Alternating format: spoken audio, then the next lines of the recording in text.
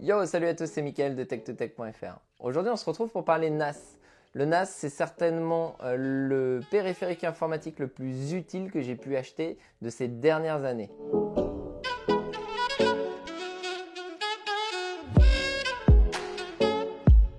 Et du coup, on va parler NAS. Je vais vous expliquer pourquoi je trouve ça quasiment indispensable aujourd'hui, que vous soyez un particulier ou un professionnel. Et si vous suivez la chaîne depuis un moment, vous savez que je suis un professionnel et je vends des services aux particuliers et aux professionnels. Et dans les deux cas, je vends souvent des NAS et je vais vous expliquer pourquoi. Mais avant ça, on va revenir à l'essentiel. Qu'est-ce qu'un NAS? Le NAS, c'est l'acronyme de Network Attached Storage, qui veut dire en bon français un périphérique de stockage attaché au réseau. Oui, parce qu'il y a quelques années, avant que l'industrie du NAS grossisse grâce à Synology et d'autres acteurs, le NAS c'était vraiment juste un serveur de fichiers donc attaché à votre réseau, donc que ce soit en entreprise ou à la maison. Et donc quand j'ai eu mon premier NAS, c'était il y a plus de 10 ans, il y avait seulement la fonction partage de fichiers, il n'y avait vraiment rien d'autre. Aujourd'hui, on est vraiment sur un autre délire et je vais vous présenter un petit peu tout le potentiel des NAS et ce qu'on peut en faire. Et donc pour ceux qui ne savent pas à quoi ressemble un NAS, ça ressemble à ceci dans la version la plus basique si je puis dire, puisque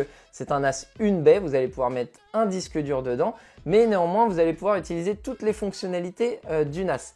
Vous allez pouvoir avoir des NAS beaucoup plus gros également, puisque vous l'avez vu peut-être dans la vidéo où je parle de ma baie informatique, j'ai un NAS avec 8 baies, donc 8 disques durs. Et le dernier que j'ai, c'est celui-ci, le NAS DS de chez Synology DS 918+, qui lui est déjà beaucoup plus costaud que celui que j'avais avant. Il n'a néanmoins que 4 baies, mais avec les volumétries qu'on fait aujourd'hui en termes de disques durs, vous pouvez mettre par exemple 4 disques de 12 Tera. Donc c'est largement suffisant pour mon utilisation. Et vous allez pouvoir utiliser ici les petits slots qui vont bien pour mettre des SSD et faire fonctionner le cache. Et du coup avoir un NAS qui dépote un petit peu. Alors ce NAS, c'est le NAS que je vais utiliser dans la plupart de mes prochaines vidéos. J'ai prévu de vous faire une suite de vidéos sur les fonctionnalités que peut avoir un NAS, donc en détail, en vous expliquant pas à pas comment faire de la vidéosurveillance, comment faire de la sauvegarde, etc. Mais ça, je vais vous en parler un petit peu plus longuement plus tard. Donc c'est vrai que moi, j'utilise mon NAS tous les jours, que ce soit pour de la vidéosurveillance, pour du backup, pour du streaming. J'utilise énormément d'applications sur le NAS. Et du coup, j'avais besoin de quelque chose de très performant et c'est pour ça que j'ai opté pour le DS 918+. Et donc pour ça, le Synology DS 918+ est parfait puisqu'il est équipé d'un processeur 4 coeurs 1,5 GHz, de 4 Go de mémoire qui pourront être étendus à 8 Go, de 2 ports Ethernet Gigabit pour faire de l'agrégation de liens par exemple. Et pour avoir encore plus de vitesse, vous aurez la possibilité de mettre 2 SSD pour le cache. Et donc avec ça, ça nous permettra de frôler les 220 mégaoctets par seconde en écriture et en lecture en passant par le réseau. Donc ça c'est pour mon NAS, vous êtes bien évidemment pas obligé de passer sur un serveur aussi puissant pour commencer. Il y a vraiment tout type de serveur NAS, je vous mettrai des liens dans la description. Si jamais vous avez des questions, vous avez besoin de conseils sur les NAS, n'hésitez pas. Moi j'en propose souvent à mes clients, qu'ils soient professionnels ou particuliers. Et justement on va parler fonctionnalité. Pourquoi j'ai un NAS, pourquoi j'en vends, pourquoi mes clients en achètent et pourquoi je vous conseille d'avoir un NAS. Eh bien déjà pour la première fonctionnalité, la fonctionnalité de serveur de fichiers.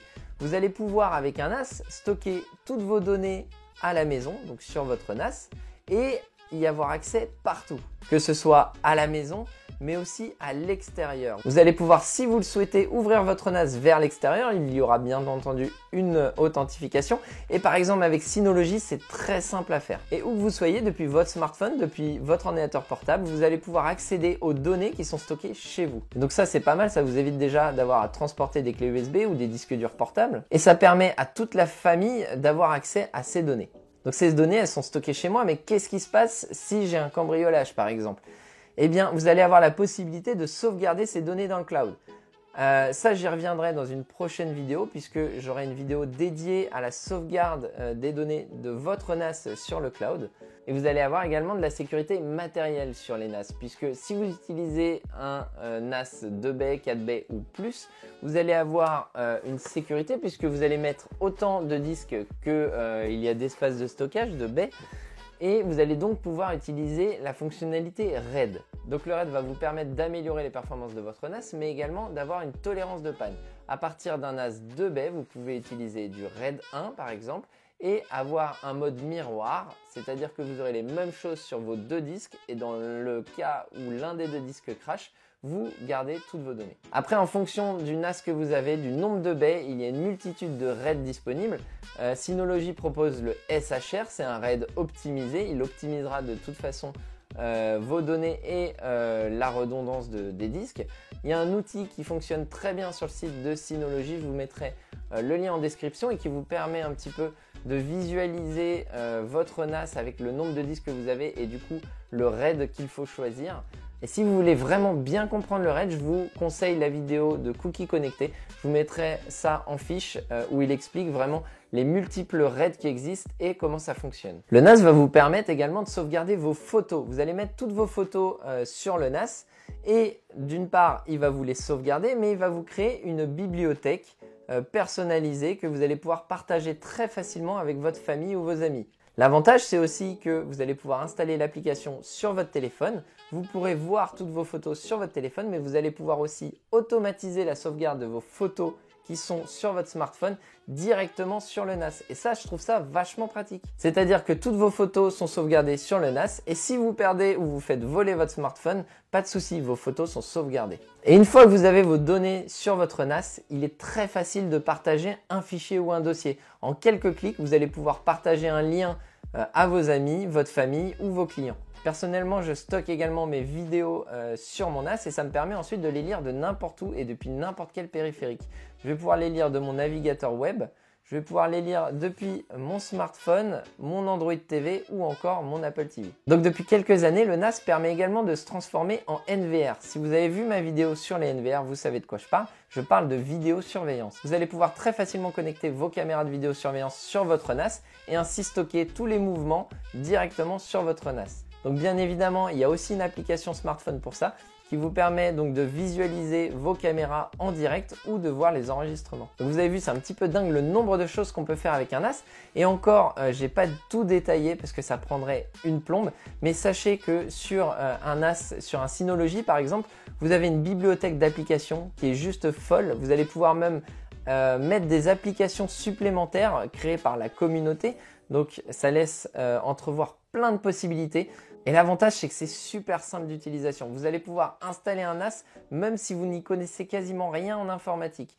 Vous branchez le NAS, vous suivez le guide. Par exemple, chez Synology, c'est très simple. En quelques minutes, vous avez votre NAS d'installer. Et en entreprise, le NAS est également un très bon choix, notamment pour les TPE et PME, même si on trouve également de grands groupes qui utilisent des NAS. Pour les TPE, le NAS est un excellent premier serveur de fichiers. Il va vous permettre de partager vos fichiers avec vos collaborateurs très aisément. Chez Synology, par exemple, on retrouve des applications spécifiques pour l'entreprise et pour la collaboration, comme Office, Mail+, ou Chat. Vous pourrez donc facilement sauvegarder vos fichiers sur ce NAS, mais également l'ensemble des ordinateurs ou des serveurs de votre compagnie. Donc chez Synology par exemple, il y a une application spécifique pour la sauvegarde des ordinateurs. Vous aurez juste à installer un petit client sur chacun des postes et vous pourrez ainsi sauvegarder l'ensemble de votre parc informatique. Et donc bien évidemment, quand on pense entreprise, on pense continuité de service. Quand vous êtes une entreprise, vous ne pouvez pas vous permettre d'avoir votre serveur HS pendant un certain temps. Et du coup, c'est pour ça que Synology notamment propose une solution pour ça. Vous avez la possibilité, par exemple, si vous achetez plusieurs serveurs, de créer un cluster de ces serveurs. Et du coup, si l'un de ces serveurs tombait en panne, l'autre prendrait le relais. Et donc, n'hésitez pas à vous abonner puisqu'en 2019, je vais vous faire pas mal de vidéos sur les NAS. Je vais vous expliquer un petit peu comment j'ai monté mon système de vidéosurveillance avec un NAS, comment je sauvegarde mes PC, mes serveurs avec un NAS, comment je sauvegarde dans le cloud avec un NAS. Bref, vous l'aurez compris, il y a beaucoup de choses à faire et c'est pour très bientôt. Donc dans tous les cas, n'hésitez pas à checker la description, je mets pas mal de liens utiles dedans. Je mets le lien de mon article que j'ai écrit sur les NAS aussi, qui est assez complet également. Et puis, je vous dis donc à très bientôt pour de prochaines vidéos. Ciao!